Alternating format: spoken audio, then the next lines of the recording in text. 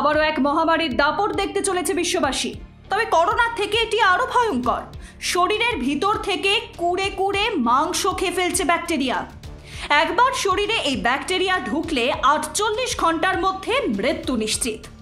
এই ব্যাকটেরিয়া ছড়িয়ে পড়েছে জাপানে। চলতি বছরেই আক্রান্তের সংখ্যা প্রায় 1000 ছুঁই। মারণ এই ব্যাকটেরিয়াকে ঘিরে চরম আতঙ্ক ছড়িয়েছে দেশে। গ্রুপ এ স্ট্রেপ্টোকোকাস নামের এই ব্যাকটেরিয়াটি সংক্রমণের বিরল রোগ স্ট্রেপ্টোকোকাল টক্সিক শক সিন্ড্রোম রোগ হতে পারে। ন্যাশনাল ইনস্টিটিউট অফ ইনফেকশিয়াস ডিজিজের তরফে জানানো হয়েছে 2রা জুন পর্যন্ত জাপানে 977 জন আক্রান্তের খোঁজ মিলেছে। গত বছরে জাপানে এই রোগে আক্রান্ত হয়েছিলেন 941 জন। এই সংক্রমণের প্রাথমিক উপসর্গ হলো গলা ব্যথা বা গলা ফুলে যাওয়া। দ্রুত শারীরিক অবনতি হতে থাকে।